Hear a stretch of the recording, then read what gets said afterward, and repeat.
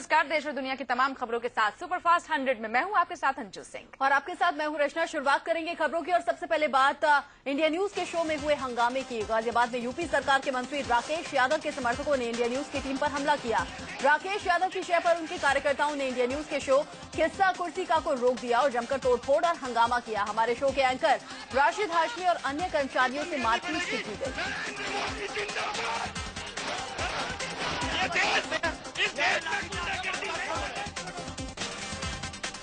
हैरान इस बात की है कि जिस राकेश यादव को इंडिया न्यूज ने अपने शो में बतौर गेस्ट बुलाया था, वो चुपचाप वहां से खिसक लिए और समाजवादी पार्टी के कार्यकर्ता लोकतंत्र को शर्मसार करते थे। शो के लिए लगाए गए पोस्टर फाड़ दिए गए और इंडिया न्यूज के पत्रकारों के साथ मारपीट की गई।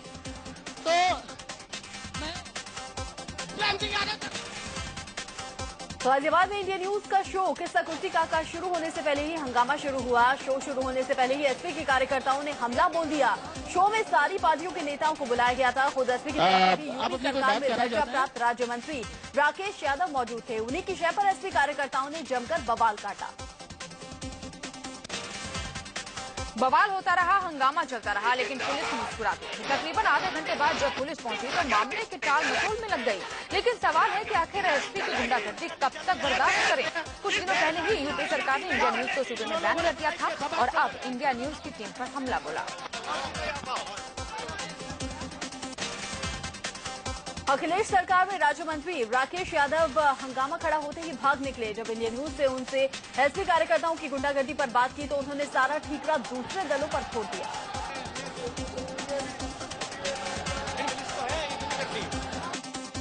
जैसे ही मैं पहुंचा वहां तो मैंने देखा कि वो जो फोटो लगे थे राहुल जी का और उनका मोदी जी का, उसको देख के बीएसपी के लोग वो शराब पिए थे और आप पार्टी वाले वो उस पर जो है टूटे।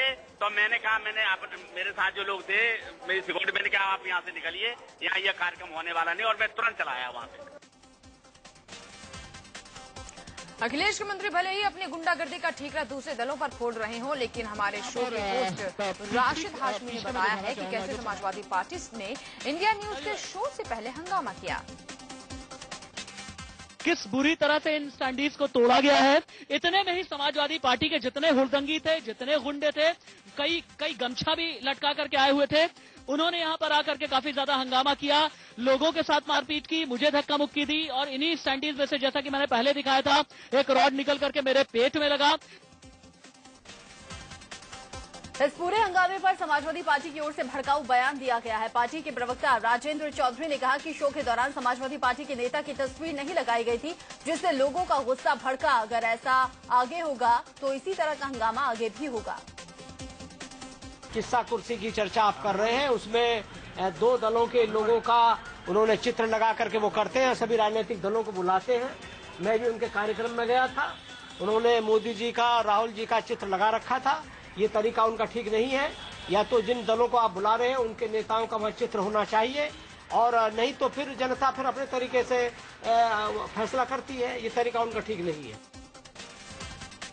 आज कांग्रेस केंद्रीय चुनाव समिति की बैठक हो सकती है। बैठक में मनीष तिवारी की लुधियाना से उम्मीदवारी तय हो सकती है। इसके अलावा ओपी सैनी और अमृतसर से अरुण जेटली के खिलाफ खड़ा किया जा सकता है। पहले यहां से कैप्टन अरविंदर सिंह को टिकट दिए जाने की बात चल रही थी।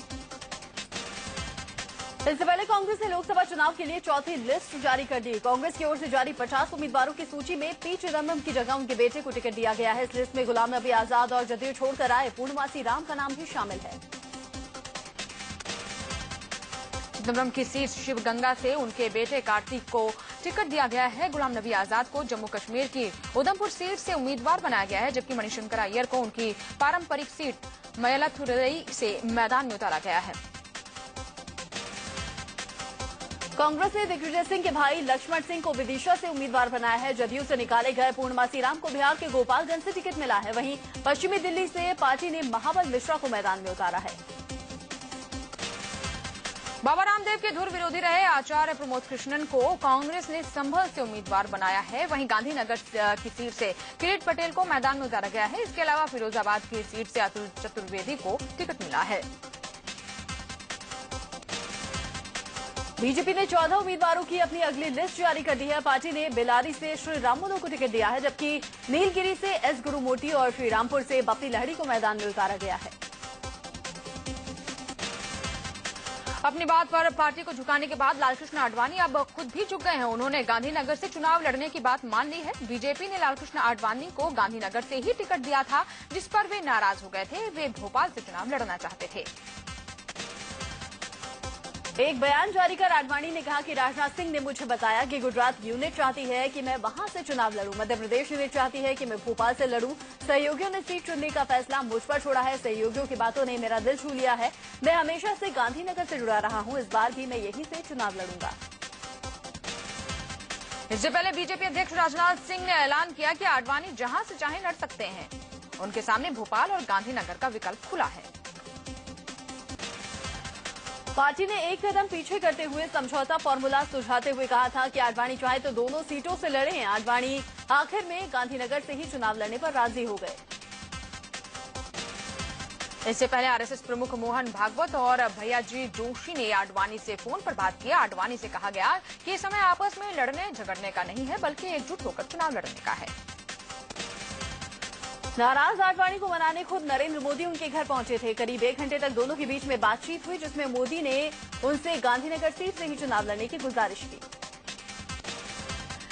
टिकट बंटवारे पर बीजेपी के वरिष्ठ नेता जसवंत सिंह भी नाराज हो गए हैं। वो राजस्थान के बाड़मेर से लोकसभा चुनाव लड़ना चाहते हैं, लेकिन पार्टी ने अभी कोई फैसला नहीं लिया है। खबर है कि यहां से वसुंधरा राजे कर्नल सोनाराम को टिकट दिलवाना चाहती हैं। बाड़मेर सीट को लेकर वसुंधरा राजे और जसवंत सिंह आमने सामने आ गए हैं। जसवंत ने पार्टी आलाकमान को चेतावनी भी दी है। उन्होंने कहा कि अगर बाड़मेर से टिकट नहीं मिला तो वो निर्दलीय भी चुनाव लड़ सकते हैं। पूर्व केंद्रीय मंत्री और बीजेपी नेता स्वामी चिन्मयानंद भी नाराज हो गए हैं। चिन्मयानंद जौनपुर से टिकट नहीं मिलने से नाराज हैं। उन्होंने पार्टी अध्यक्ष राजनाथ सिंह के खिलाफ खुलकर नाराजगी भी जताई है। यूपी के अमरोहा से टिकट फाइनल नहीं होने से पूर्व क्रिकेटर और पूर्व सांसद चेतन चौहान नाराज हो गए हैं। चेतन अमरोहा से 2 बार सांसद रह चुके हैं और वो टिकट चाहते हैं, लेकिन पार्टी ने अभी नाम फाइनल ही नहीं किया है। दिल्ली में बीजेपी दफ्तर पर चेतन चौहान के समर्थकों ने हंगामा भी किया और योग गुरु बाबा रामदेव के खिलाफ नारेबाजी की। चेतन समर्थकों का मानना है कि बाबा रामदेव के दखलंदाजी के चलते ही अमरोहा में नाम फाइनल नहीं हो रहा है। राम जन्मभूमि न्यास के वरिष्ठ सदस्य महंत रामविलास वेदांती लखनऊ से राजनाथ सिंह के खिलाफ चुनाव लड़ेंगे। वेदांती बीजेपी के पूर्व सांसद रह चुके हैं। वेदांती ने बताया कि कई पार्टियों से वो संपर्क में है जो उन्हें मैदान में उतारना चाहती है। बीजेपी से नाराज चल रहे रामविलास वेदांती आज उसका खुलासा कर सकते हैं। योग गुरु बाबा रामदेव आज दिल्ली के रामलीला मैदान में प्रेस कॉन्फ्रेंस करने वाले हैं। प्रेस कॉन्फ्रेंस में बाबा रामदेव कोई बड़ी घोषणा कर सकते हैं। सुरेश कलमाड़ी पुणे से निर्दलीय उम्मीदवार हो सकते हैं। पुणे में सुरेश कलमाड़ी ने कहा कि वो कार्यकर्ताओं से मिलेंगे, फिर कोई फैसला करेंगे। कांग्रेस ने कलमाड़ी को टिकट नहीं दिया है। दिल्ली बीजेपी के डॉक्टर हर्षवर्धन आज अपना नामांकन दाखिल करेंगे। इसके अलावा प्रवेश वर्मा, मीनाक्षी लेखी और उदित राज भी अपना पर्चा आज भरेंगे। चंडीगढ़ से बीजेपी की उम्मीदवार किरण खेर आज अपना नामांकन दाखिल करेंगी। किरण के सामने आम आदमी पार्टी की गुलपनाग और कांग्रेस के पवन बंसल मैदान में हैं। किरण खेर को चंडीगढ़ में अपनी पार्टी के कार्यकर्ताओं का विरोध भी झेलना पड़ा था। बीजेपी के वीके सिंह भी आज गाजियाबाद से नामांकन दाखिल करेंगे। राजनाथ सिंह के सीट छोड़ने के बाद वीके सिंह को पार्टी ने यहां से उम्मीदवार बनाया है। हालांकि वीके सिंह को भी गाजियाबाद में भारी विरोध का सामना करना पड़ा। यहां से संगीत सोम को उम्मीदवार बनाए जाने की मांग हो रही थी। कांग्रेस के उम्मीदवार संदीप दीक्षित अपना नामांकन दाखिल करने गीता कॉलोनी के डीएम दफ्तर पहुंचे। इनके अलावा जयप्रकाश अग्रवाल भी अपना नामांकन दाखिल करेंगे। नई दिल्ली सीट से कांग्रेस के उम्मीदवार अजय माकन भी आज पर्चा भरेंगे। आज रोहतक से कांग्रेस के उम्मीदवार दीपेंद्र सिंह हुड्डा अपना नामांकन भरेंगे। वहीं महासमुंद से अजित जोगी भी पर्चा दाखिल करेंगे। अजित जोगी को महासमुंद से टिकट दिए जाने का विरोध हो रहा था। बीजेपी में टिकट को लेकर महाभारत थमने का नाम नहीं ले रही। अब गोंडा से कीर्तिवर्धन सिंह को टिकट दिए जाने का विरोध शुरू हो गया है। पार्टी के इस फैसले से गुस्साए कार्यकर्ताओं ने पार्टी दफ्तर पर जमकर तोड़फोड़ की और राजनाथ सिंह का पुतला फूका। गोंडा सीट से कीर्तिवर्धन सिंह को टिकट दिए जाने से भड़के बीजेपी कार्यकर्ताओं ने पार्टी दफ्तर में घुसकर जमकर तोड़फोड़ की। ये लोग 24 घंटे में कैंडिडेट बदलकर किसी स्थानीय नेता को टिकट दिए जाने की मांग कर रहे हैं। मध्य प्रदेश के पूर्व मुख्यमंत्री और बीजेपी कैलाश जोशी का एक वीडियो सामने आया है जिसमें वो फोन पर किसी व्यक्ति से 1 करोड़ रुपए के बदले चुनाव लड़वाने की बात करते हुए दिख रहे हैं। कांग्रेस ने वीडियो जारी करते हुए कहा है कि बीजेपी में सीटें बिकती हैं। ये वीडियो किसी घर का है। वीडियो में कैलाश जोशी किसी व्यक्ति से फोन पर बात करते दिख रहे हैं जिसमें वो 1 करोड़ के बदले चुनाव लड़ाने का भरोसा दिला रहे हैं।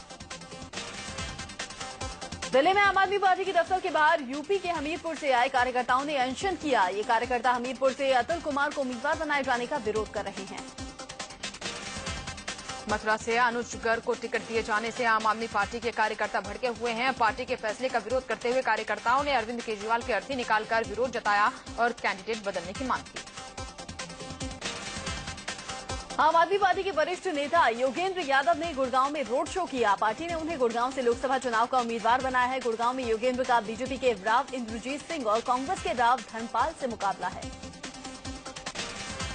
बीएसपी मुखिया मायावती ने लोकसभा चुनाव के लिए यूपी की सभी 80 सीटों से अपने उम्मीदवारों की लिस्ट जारी कर दी है। सर्वजन का नारा बुलंद करते हुए मायावती ने 15 सीटों पर पिछड़े वर्ग के, जबकि 19 मुस्लिम, 21 ब्राह्मण और 8 क्षत्रिय कैंडिडेट उतारे हैं। प्रेस कॉन्फ्रेंस में मायावती ने मोदी और मुलायम पर हमला बोला। उन्होंने आरोप लगाया कि दोनों पूर्वांचल से इसलिए चुनाव लड़ रहे हैं क्योंकि दोनों के बीच गुपचुप सहमति हुई है। उन्होंने कहा कि मोदी को वाराणसी से चुनाव लड़वाकर बीजेपी सांप्रदायिकता को बढ़ावा देना चाहती है। गौतम बुद्ध नगर में 500 से ज्यादा बीएसपी कार्यकर्ताओं ने पार्टी छोड़ दी है। कार्यकर्ताओं का विरोध सुरेंद्र नागर का टिकट काटे जाने को लेकर है। सुरेंद्र नागर गौतम बुद्ध नगर से बीएसपी के सांसद रह चुके हैं, लेकिन इस बार पार्टी ने उनका टिकट काटकर सतीश अवाना को मैदान में उतारा है। उधर कानपुर में कांग्रेस, बीजेपी और पीस पार्टी के हजारों कार्यकर्ताओं ने बीएसपी का दामन थाम लिया। बीएसपी ने कानपुर से सलीम अहमद को टिकट दिया है। उन्हीं की मौजूदगी में ये लोग बीएसपी में शामिल हुए। बीजेपी तमिलनाडु में 5 क्षेत्रीय दलों के साथ तालमेल कर लोकसभा चुनाव लड़ेगी। चेन्नई में बीजेपी अध्यक्ष राजनाथ सिंह ने गठबंधन का औपचारिक ऐलान किया। इस गठबंधन में पीएमके, डीएमडीके, एमडीएमके, केएमडीके और आईजेके जैसी क्षेत्रीय पार्टियां शामिल हैं। गठबंधन फॉर्मूले के मुताबिक तमिलनाडु में बीजेपी 8 सीटों पर लड़ेगी। वहीं डीएमडीए के 14 सीटों पर, पीएमके 8, एमडीएमके 7 सीटों पर चुनाव में उतरेगी। केएमडीके और आईजेके को 1-1 सीटें मिली हैं। दिल्ली में सीपीएम ने लोकसभा चुनाव का घोषणा पत्र जारी किया है। इस मौके पर सीपीएम महासचिव प्रकाश करात, सीताराम येचुरी, वृंदा करात समेत कई वरिष्ठ नेता मौजूद थे। कांग्रेस महासचिव दिग्विजय सिंह ने कहा है कि उन्हें इस बात की कोई जानकारी नहीं है कि पार्टी उन्हें वाराणसी से नरेंद्र मोदी के खिलाफ चुनाव लड़वाना चाहती है। एक सवाल के जवाब में दिग्विजय ने कहा कि इस बारे में मैं अभी तक उनसे कोई बात नहीं कर पाया हूं। बीजेपी नेता अरुण जेटली के खिलाफ अमृतसर सीट से कैप्टन अमरिंदर सिंह चुनाव लड़ना नहीं चाहते। सूत्रों से खबर है कि कांग्रेस कैप्टन अमरिंदर सिंह को जेटली के खिलाफ उतारना चाहती है, लेकिन वो तैयार नहीं है। दिल्ली के कालकाजी मंदिर के महंत अब नॉर्थ ईस्ट दिल्ली से चुनाव नहीं लड़ेंगे। यहां के बीजेपी कैंडिडेट और भोजपुरी अभिनेता और गायक मनोज तिवारी से मुलाकात के बाद उन्होंने यह ऐलान किया। बॉलीवुड अभिनेता सनी देओल ने बागपत में बीजेपी कैंडिडेट सत्यपाल सिंह के लिए वोट मांगे। सनी देओल ने सत्यपाल सिंह के समर्थन में रोड शो किया। सनी की एक झलक पाने के लिए लोगों की भारी भीड़ उमड़ पड़ी। क्रिकेटर वीरेंद्र सहवाग ने अपने चुनाव लड़ने की खबरों का खंडन किया है। ऐसी अटकलें थी कि सहवाग कांग्रेस के टिकट पर वेस्ट दिल्ली से चुनाव लड़ सकते हैं। राजस्थान के अजमेर सीट से कांग्रेस के लोकसभा कैंडिडेट सचिन पायलट ने अपना चुनावी अभियान का आगाज कर दिया है। महाराष्ट्र के वर्धा में बीजेपी के प्रधानमंत्री पद के उम्मीदवार नरेंद्र मोदी ने राहुल गांधी पर निशाना साधा। उन्होंने कहा कि कांग्रेस के वादे खोखले हैं और राहुल गांधी वोट बटोरने के लिए जनता की आंखों में धूल झोंक रही हैं। मोदी ने कहा कि कांग्रेस ना तो किसानों का ख्याल रखती है और ना ही जवानों का। उन्होंने कहा कि किसान खुदकुशी कर रहे हैं तो वहीं हमारे जवानों के सिर काट लिए जाते हैं, लेकिन कांग्रेस कुछ नहीं करती। नरेंद्र मोदी को गुजरात के वडोदरा से उम्मीदवार बनाए जाने पर वहां के मुसलमानों ने स्वागत किया है। पटाखे फोड़कर और एक दूसरे को मिठाई खिलाकर लोगों ने जश्न मनाया। हिमाचल के टंडा में कांग्रेस उपाध्यक्ष राहुल गांधी ने पूर्व सैनिकों के साथ मुलाकात की। यहां उन्होंने लोकसभा चुनाव को विचारों का युद्ध बताया। उन्होंने कहा कि कांग्रेस लोगों के सशक्तिकरण के बारे में सोचती है, जबकि बीजेपी अमीरों के बारे में। कांग्रेस उपाध्यक्ष राहुल गांधी 25 मार्च को पश्चिम बंगाल के दौरे पर जा सकते हैं। वो कोलकाता में एक रैली को संबोधित करेंगे। गुरुवार को लखनऊ पहुंचे मुख्य चुनाव आयुक्त वीएस संपत ने चुनाव तैयारियों का जायजा लिया। रिलायंस ने बयान जारी कर केजरीवाल के उन आरोपों का जवाब दिया है जिसमें गुजरात सरकार से उसके फायदा लेने की बात कही गई थी। संजय दत्त की पैरोल अवधि आज खत्म हो रही है। आज किसी भी वक्त संजय दत्त सरेंडर कर सकते हैं। मुंबई के शक्ति मिल कंपाउंड में फोटो जर्नलिस्ट और टेलीफोन ऑपरेटर से गैंगरेप मामले में दोषियों को आज सजा सुनाई जानी है।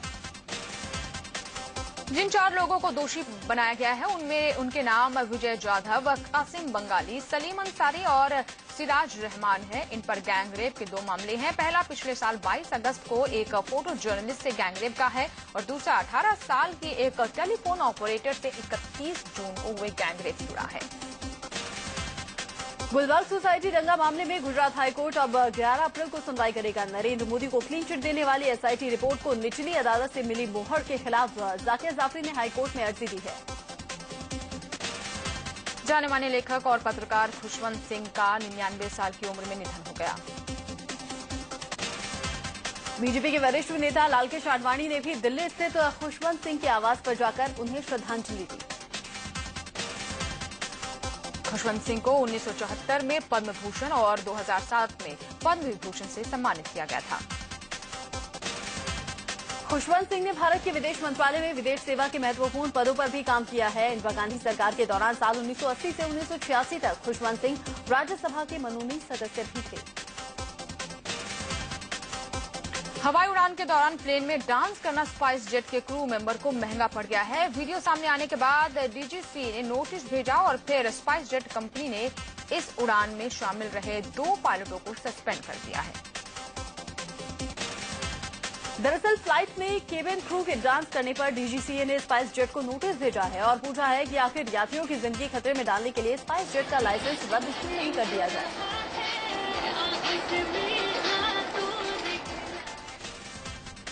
स्पाइस जेट कंपनी की तरफ से बयान सामने आया है जिसमें कहा गया है कि यात्रियों की सुरक्षा स्पाइस जेट की सबसे बड़ी प्राथमिकता है।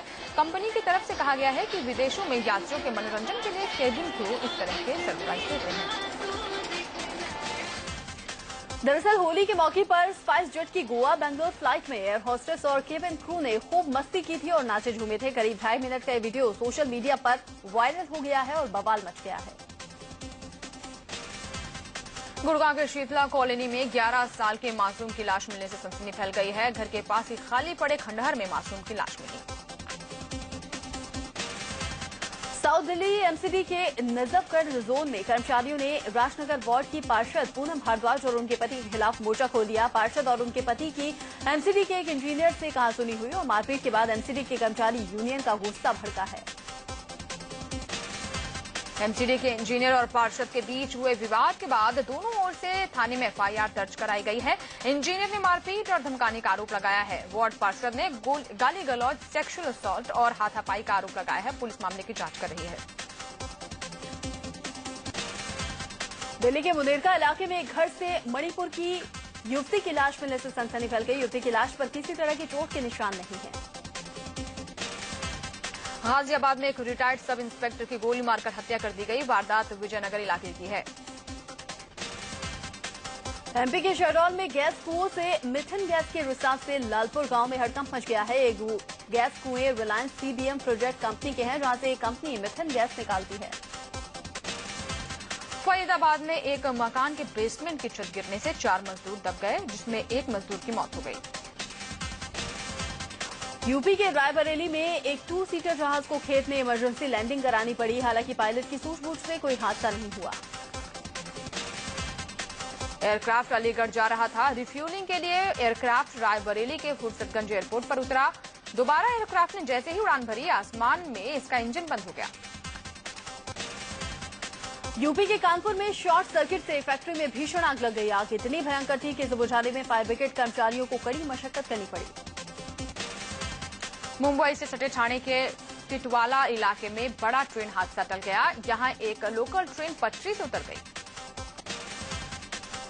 इस हादसे में लोकल ट्रेन के 4 डिब्बे पटरी से उतर गए, जिसके चलते मुंबई की तरफ आने वाली सभी मेल, एक्सप्रेस और लोकल ट्रेनें 2 से 3 घंटे की देरी से चली। मध्य प्रदेश के विदिशा में रेप पीड़ित ने एसपी से आरोपी की गिरफ्तारी के लिए गुहार लगाई। 2 हफ्ते गुजर जाने के बाद भी आरोपी पकड़ा नहीं गया है। यूपी के आगरा में प्रेम प्रसंग के चक्कर में 2 छात्रों पर हमला किया गया, जिसमें एक की मौत हो गई जबकि दूसरे छात्र की स्थिति गंभीर बनी हुई है। यूपी के बांदा में रूटीन चेकिंग के दौरान पुलिस को एक कार से 4.5 लाख रुपए मिले हैं। पुलिस इस बात की जांच कर रही है कि कहीं इस पैसे का इस्तेमाल चुनावों में तो नहीं होना था। गुजरात के पाटन से एक बैंक कर्मचारी को गिरफ्तार किया गया है। एटीएम में पूरी रकम डालने की बजाय वो आधी रकम ही डालता था और उसने करीब 91 लाख का घालमेल किया। लापता मलेशियाई विमान MH370 के यात्रियों के लिए लगातार दुआ की जा रही है। पंजाब के अमृतसर में लोगों ने कैंडल जलाकर इस विमान के यात्रियों के लिए प्रार्थना की।